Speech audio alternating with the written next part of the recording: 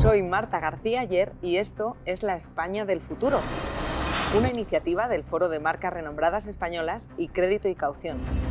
Y vamos a conversar con líderes de las empresas españolas para analizar con ellos los retos a los que se enfrentan y a los que nos enfrentamos como país. Hablaremos de pasado, presente y futuro.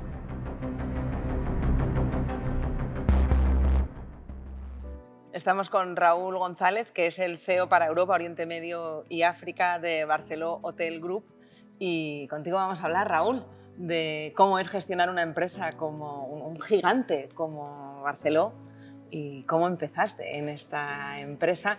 Normalmente las entrevistas que estamos haciendo de empresas familiares son gente de la propia familia la que está al frente de ella, y creo que es un buen punto para empezar. ¿Cómo es gestionar una empresa que tiene esta carga familiar tan fuerte siendo un directivo que ha entrado desde fuera? Bueno, mi caso es un caso relativamente particular, ¿no? Yo les conocí al grupo a finales del 93, estaban planteándose el relevo, el paso de la segunda a la tercera generación. Yo trabajaba en una firma de consultoría y lo estuvimos ayudando en ese proceso. Y al acabar un poco la consulta me plantearon la posibilidad de incorporarme al grupo. En un momento inicial pues mi reacción fue que no, que yo estaba muy contento, y al final me acabaron convenciendo. La verdad es que es un sector muy bonito y una empresa muy interesante, y bueno, ya la verdad es que han pasado casi más de 25 años. Ya eres de la familia en realidad, ¿no?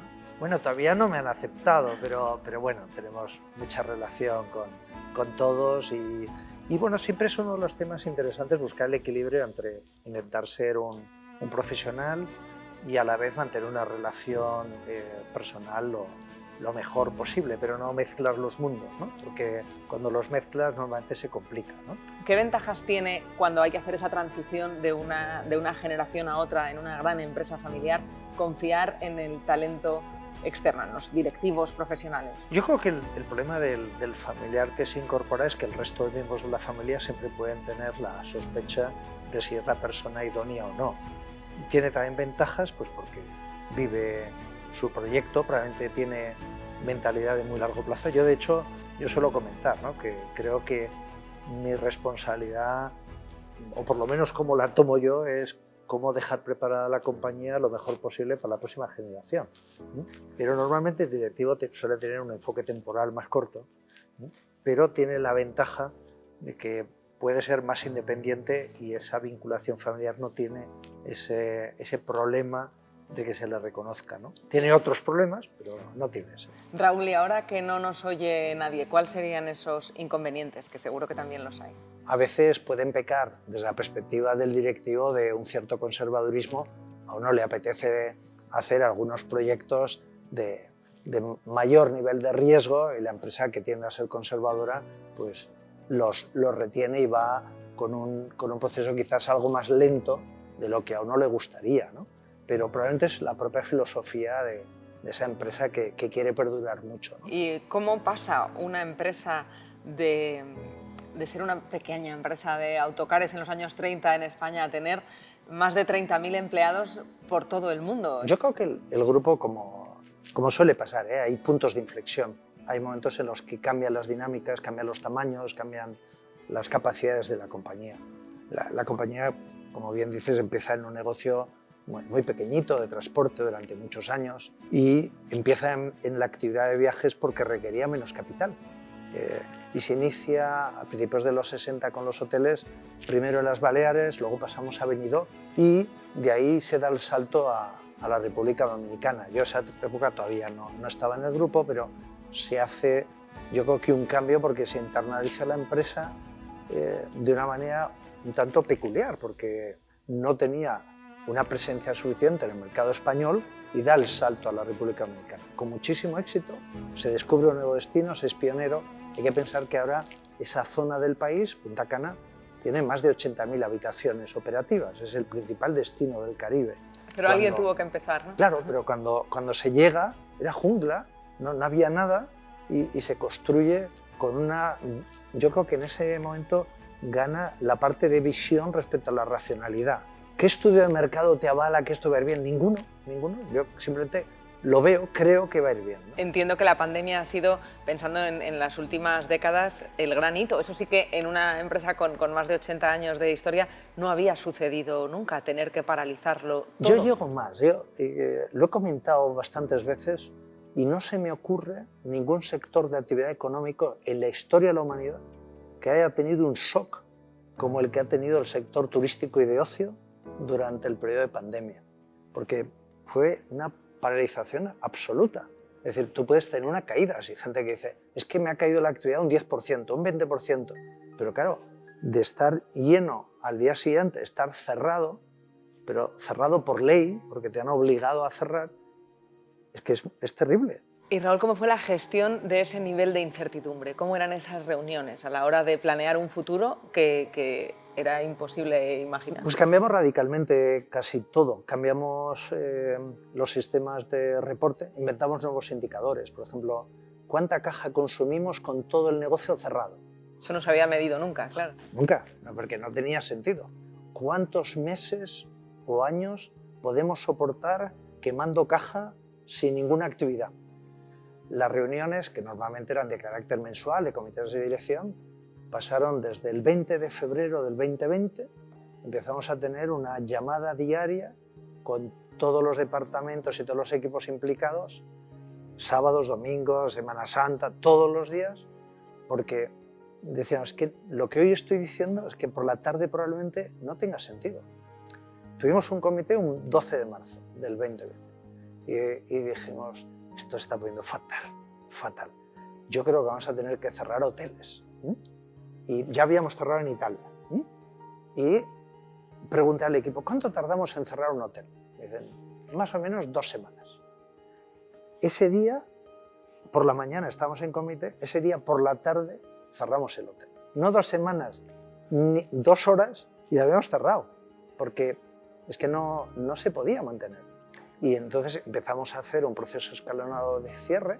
Por ejemplo, teníamos clientes en Canarias y decían, pues yo no me quiero ir. Y digo, ya, pero es que nosotros tenemos que cerrar. Claro, porque había que gestionar no solo los hoteles, sino las personas que estaban claro, dentro de los todos hoteles. los clientes que teníamos hoteles llenos. Entonces, imaginaos un hotel con 1000 clientes que dicen, pues que yo no me quiero ir a Escandinavia, no me quiero ir a Suecia, no me quiero ir a Escocia, no me quiero ir... Que yo aquí estoy fenomenal, hace calorcito, paseo... Si hay un bicho, por lo menos, pues aquí estará más difícil que me pille. Y entonces, no, pero es que tengo que cerrar. En México, sin embargo, hicieron un planteamiento contrario, que es, no podías cerrar si tenías clientes. Entonces me acuerdo de un hotel con 505 habitaciones que teníamos un cliente.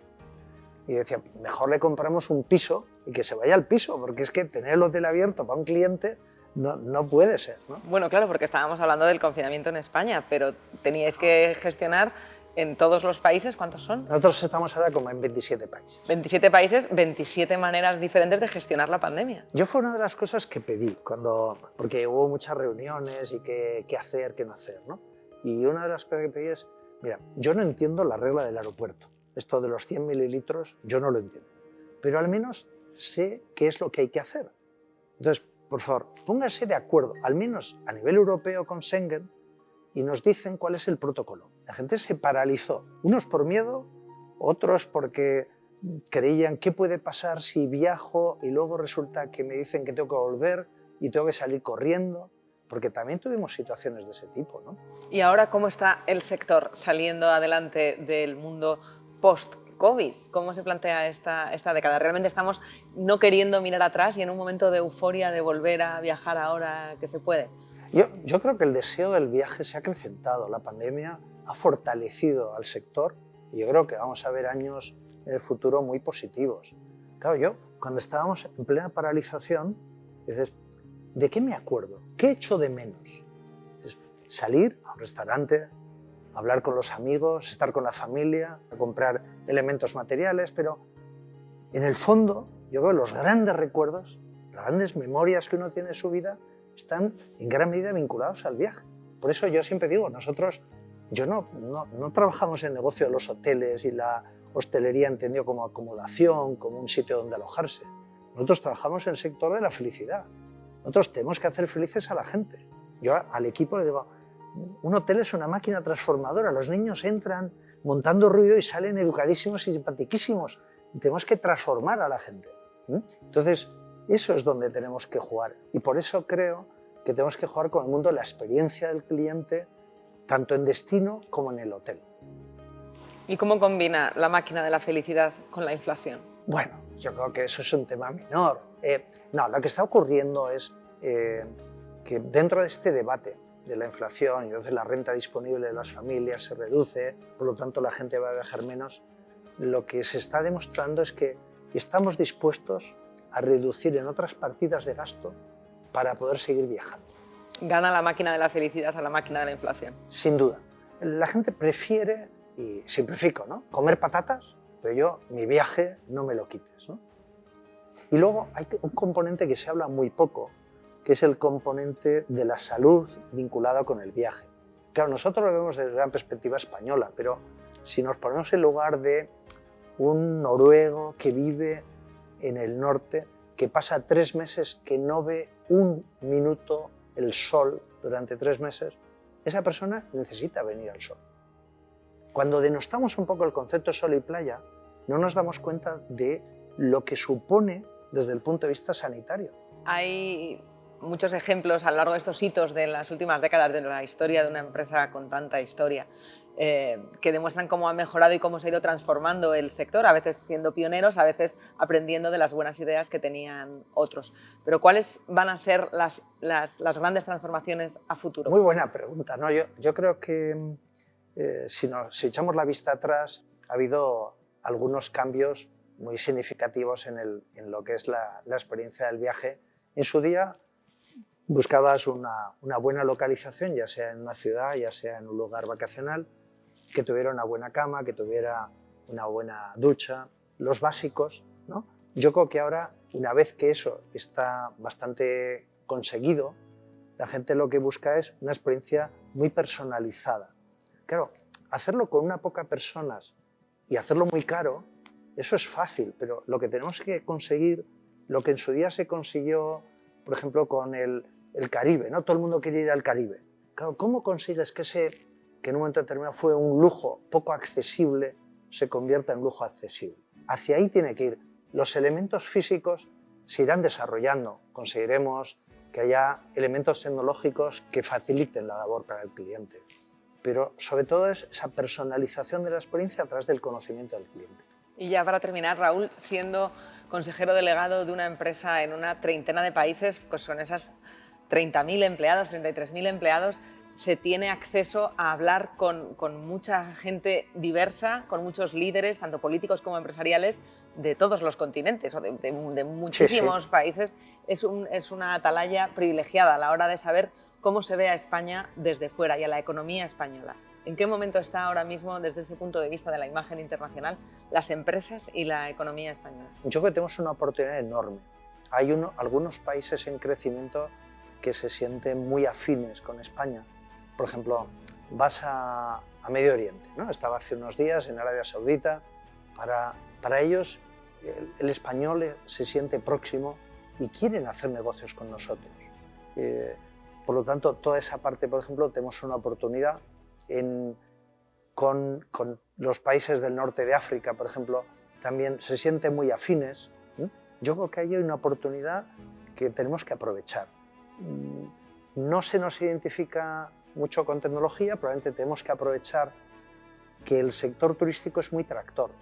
Por ejemplo, todo el tema de agroindustria se puede apoyar en el sector turístico. Quieres presentar un producto de alimentación, de bebida, con una estancia media en el hotel de 8 días, puedes incluso provocar un cambio de hábito en el consumidor. Le puedes presentar el producto, pero también vale para tecnología. Si los sistemas de climatización de los hoteles son muy punteros, la gente va a decir, oye, pues estas empresas de dónde son españolas, la construcción es de alta calidad, el diseño paisajístico es bueno, el diseño arquitectónico es bueno. Todo eso pueden salir muchísimas oportunidades para apoyar a la economía española. Pues muchísimas gracias por este rato y espero que podáis seguir haciendo felices a mucha gente en el futuro. Ojalá, ese es nuestro deseo. Muchísimas gracias. Chao.